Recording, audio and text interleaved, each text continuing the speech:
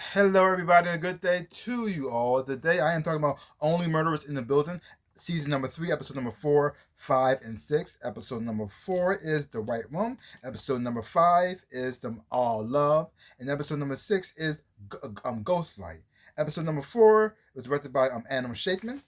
Episode number 5 was directed by Chris Cooch, and episode number 6 also directed by Chris Cooch. And in these episodes here, we're still trying to find out who the murderer is, sort of. I mean, the murderer part is still a huge part of the show. Because the actor who died is still a part of the show, and finding out the thing is still there, but it doesn't seem like it's the most important part of the show as well. Kind of pushed to the side because everybody's not, the trio has been broken up. It's not the same anymore this season because they're not all on the same page. And you understand why. They got a lot of things going on. Only Mabel is the one who played by Selena Gomez, the only one holding on to this hope that they're going to come together, they're going to solve this case, and they can put out a podcast. And it's not happening. It's not happening. The people who she looked up to, who connected with, the thing that binds them together is falling apart. I mean, you got Tina Fey like sniffing at I don't know how she knew she's very vulnerable right now, or that she did not know she doesn't have much going on in her life. I had no idea how she figured that part out, but somehow Tina Fey's character has been sniffing around. She realized that Mabel is vulnerable, and she's trying to get her on her side, get her to help her get part of her podcast, so she can put out her thing again. Because her podcast is sort of tanked a little bit because she got outclassed by these people who she thought was nobodies. And yes, she may be considered like the bad guy, but she said, "Hey, you have potential, and your old crew isn't hitting it anymore. So how about you just join me? We work together, and then we can solve whatever you're trying to do right now." Because Mabel flips up and let her know that she's actually working on the case, and because she also was involved around when it happened, and she connected to people who knows this person, and so I like, oh, it's perfect for her. But she said, no. I'm sorry, I gotta decline. I got my peeps over here, and we're gonna do this. And it turns out no, because you got Oliver. He had not only the first trial of his play sucked. He had a heart attack, but he had a different, because of his heart attack. What happened? He had a different vision. He wanted to make it into a musical, and he got this thing going down. He got Meryl Streep's character Loretta. She's the best part of the play so far. And also the chemistry between them is so great, and watching them play off one another is fantastic. I mean, yes, having Meryl Streep on the show sometimes takes the show to a whole different category, and when you watch her act, you think, oh my gosh, this woman is like on a whole nother level. But then at the same time, you got to believe that she's not a good actor. I don't know how they're going to do that and make it believable, because so far it's not working. Because I'm watching her act on the play, and she just, oh my gosh, wow, she's amazing. She should have won a Tony, 8 Tonys by now. And people said people had passed her by. She auditioned. She always gets small roles, little small parts and everything. And just really, with her skill, I mean, maybe she was terrible when she was younger. Maybe she was just so awful when she was younger, and then somehow she just got all this talent now. Maybe years of experience probably changed her and molded her to what she became. That's probably that's what I keep telling myself. Because watching her act now is just, oh my gosh, she's just insane.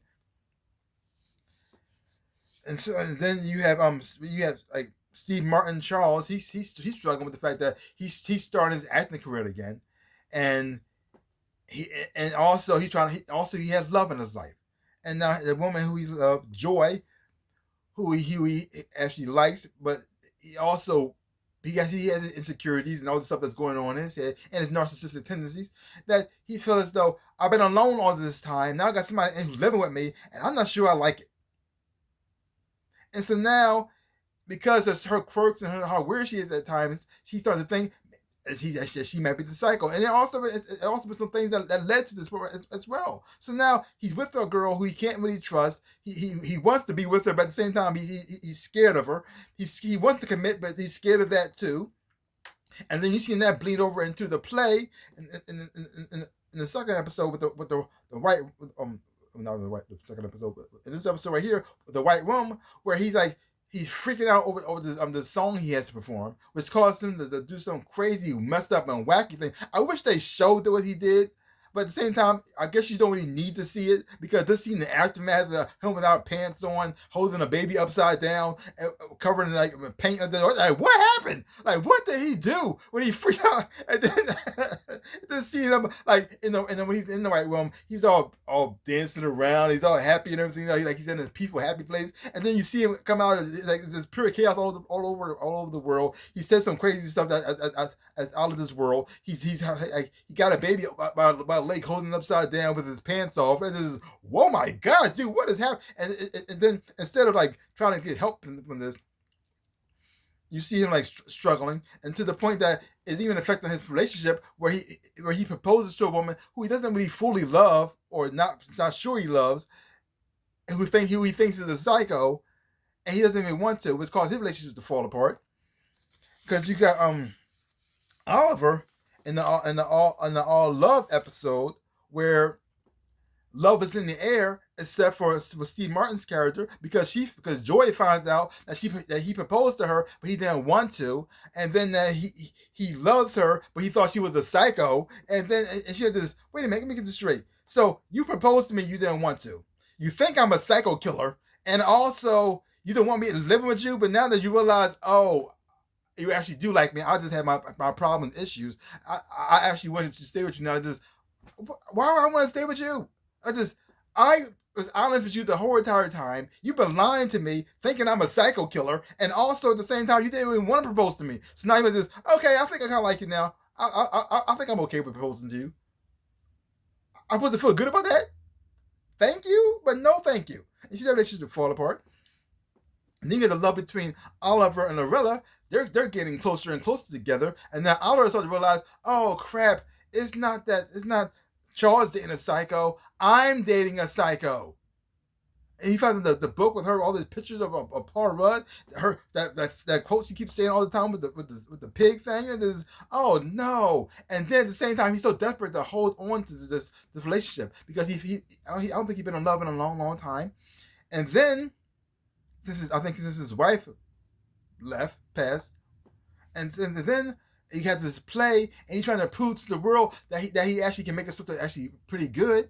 He's been struggling with that his whole entire his career, and as he's getting older now, he feels like this is his only shot to actually make it. The only shot to show the world that I'm not a fluke, or I'm not some whack job. He's making stinkers at the stinker. I actually can make something good, and in separation to try to hide any evidence, get rid of anything, and then it's causing the team to fall apart. So you got Charles stuck in his own world, his own mental problems, and his relationships causing relationships to fall apart. You got Oliver stuck in his trying to build a relationship and trying to build his career, and that's falling apart. And you got Mabel, just the only one holding on, but also she finds love, which she wasn't expecting to, in Talbot. The chemistry between them is great as well too. And because the thing is though, she's the only person she can actually talk to, and also is the only person who actually wants to solve this case. Now he may have his own reasons and motivations behind that as well, but still, it's bonding them. The people who she wanted to turn to isn't there, and so now she got this stranger. But at the same time, they got something in common. They have great chemistry between them, and it's great as well. And then we had the last episode of the ghost light situation, where you have Oliver realizing that his girlfriend is the psycho. He knows this now. He knows this, and he's not. But the thing is, though, he could be wrong. This could be one big misdirect. It could be, even though not a lot of evidence going into the situation, it may not be her at all. It may be something else altogether. But he's realizing maybe she is. And he's so desperate to hold on to her and hold on to this play. He's trying to get rid of everything. Yeah, he may acting like he's on board. He may acting like he wants to do this, but he's trying to get rid of every situation that's going on. Like watching this team just fall apart and just go their separate ways, and then watching with Selena Gomez get so angry and frustrated with them, and that scene was like so hard to watch because you want them to see together because when they're together they're great, they're funny. But when you watch them falling apart, going their separate ways, and seeing the pain in Mabel's face and the acting performance from Selena Gomez, and you're watching her like this, so desperate to hold on to something, but at the same time realizing it's not going to happen. It's like painful. It's painful to watch because it hurts. You love them together.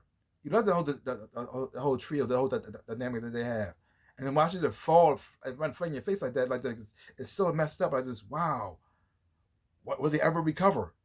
Because the mystery is still there, but now it's starting to become like second fiddle to the whole problems that are going on between them. Ah, so sad, so sad.